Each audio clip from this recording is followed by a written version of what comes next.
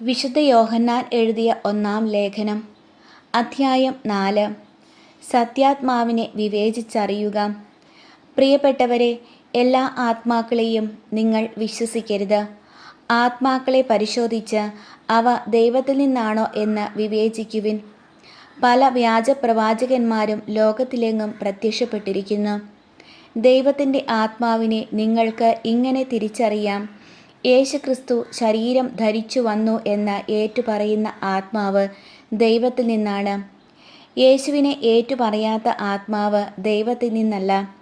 വരാനിരിക്കുന്നു എന്ന് നിങ്ങൾ കേട്ടിട്ടുള്ള അന്തിക്രിസ്തുവിൻ്റെ ആത്മാവാണ് അത്. ഇപ്പോൾ തന്നെ അത് ലോകത്തിലുണ്ട്. കുഞ്ഞുമക്കളെ, നിങ്ങൾ ദൈവത്തിൽ നിന്നുള്ളവരാണ്. നിങ്ങൾ വ്യാജപ്രവാചകന്മാരെ കീഴ്പ്പെടുത്തിയിരിക്കുന്നു. എന്തെന്നാൽ നിങ്ങളുടെ ഉള്ളിലുള്ളവൻ ലോകത്തിലുള്ളവനേക്കാൾ വലിയവനാണ്. അവർ ലോകത്തിൻ്റേതാണ്, അതുകൊണ്ട് അവർ പറയുന്നത് ലൗകികവുമാണ്. ലോകം അവരുടെ വാക്ക് ശ്രദ്ധിക്കുകയും ചെയ്യുന്നു. നാം ദൈവത്തിൽ നിന്നുള്ളവരാണ്. ദൈവത്തെ അറിയുന്നവൻ നമ്മുടെ വാക്ക് ശ്രവിക്കുന്നു. ദൈവത്തിൽ നിന്നല്ലാത്തവൻ നമ്മുടെ വാക്ക് ശ്രവിക്കുന്നില്ല. ഇതുവഴി സത്യത്തിൻ്റെ ആത്മാവിനെയും അസത്യത്തിൻ്റെ ആത്മാവിനെയും നമുക്ക് തിരിച്ചറിയാം. ദൈവം സ്നേഹമാണ്. പ്രിയപ്പെട്ടവരെ, നമുക്ക് പരസ്പരം സ്നേഹിക്കാം.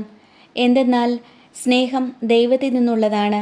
സ്നേഹിക്കുന്ന ഏവനും ദൈവത്തിൽ നിന്ന് ജനിച്ചവനാണ്. അവൻ ദൈവത്തെ അറിയുകയും ചെയ്യുന്നു. സ്നേഹിക്കാത്തവൻ ദൈവത്തെ അറിഞ്ഞിട്ടില്ല, കാരണം ദൈവം സ്നേഹമാണ്. തൻ്റെ ഏകപുത്രൻ വഴി നാം ജീവിക്കേണ്ടതിനായി ദൈവം അവനെ ലോകത്തിലേക്ക് അയച്ചു. അങ്ങനെ ദൈവത്തിൻ്റെ സ്നേഹം നമ്മുടെ ഇടയിൽ വെളിപ്പെട്ടിരിക്കുന്നു. നാം ദൈവത്തെ സ്നേഹിച്ചു എന്നതിലല്ല, അവിടുന്ന് നമ്മെ സ്നേഹിക്കുകയും നമ്മുടെ പാപങ്ങൾക്ക് പരിഹാര ബലിയായി സ്വപുത്രനെ അയക്കുകയും ചെയ്തു എന്നതിലാണ് സ്നേഹം. പ്രിയപ്പെട്ടവരെ, ദൈവം നമ്മെ ഇപ്രകാരം സ്നേഹിച്ചെങ്കിൽ നാമും പരസ്പരം സ്നേഹിക്കാൻ കടപ്പെട്ടിരിക്കുന്നു. ദൈവത്തെ ഒരുവനും ഒരിക്കലും കണ്ടിട്ടില്ല. എന്നാൽ നാം പരസ്പരം സ്നേഹിച്ചാൽ ദൈവം നമ്മിൽ വസിക്കും. അവിടുത്തെ സ്നേഹം നമ്മിൽ പൂർണ്ണമാവുകയും ചെയ്യും. ദൈവം തൻ്റെ ആത്മാവിനെ നമുക്ക് തന്നിരിക്കുന്നതിനാൽ നാം ദൈവത്തിലും ദൈവം നമ്മിലും വസിക്കുന്നു എന്ന് നാം അറിയുന്നു. പിതാവ് തൻ്റെ പുത്രനെ ലോകരക്ഷകനായി അയച്ചു എന്ന് ഞങ്ങൾ അറിഞ്ഞിരിക്കുന്നു. ഞങ്ങൾ അത് സാക്ഷ്യപ്പെടുത്തുകയും ചെയ്യുന്നു. യേശു ദൈവപുത്രനാണെന്ന് ഏറ്റുപറയുന്നവനിൽ ദൈവം വസിക്കുന്നു. അവൻ ദൈവത്തിലും വസിക്കുന്നു. ദൈവത്തിന് നമ്മോടുള്ള സ്നേഹം നാം അറിയുകയും അതിൽ വിശ്വസിക്കുകയും ചെയ്തിരിക്കുന്നു. ദൈവം സ്നേഹമാണ്. സ്നേഹത്തിൽ വസിക്കുന്നവൻ ദൈവത്തിലും ദൈവം അവനിലും വസിക്കുന്നു. വിധി ദിനത്തിൽ നമുക്ക് ആത്മധൈര്യം ഉണ്ടാകുന്നതിന് സ്നേഹം നമ്മിൽ പൂർണ്ണത പ്രാപിച്ചിരിക്കുന്നു. എന്തെന്നാൽ ഈ ലോകത്തിൽ തന്നെ നാം അവനെപ്പോലെ ആയിരിക്കുന്നു. സ്നേഹത്തിൽ ഭയത്തിന് ഇടമില്ല.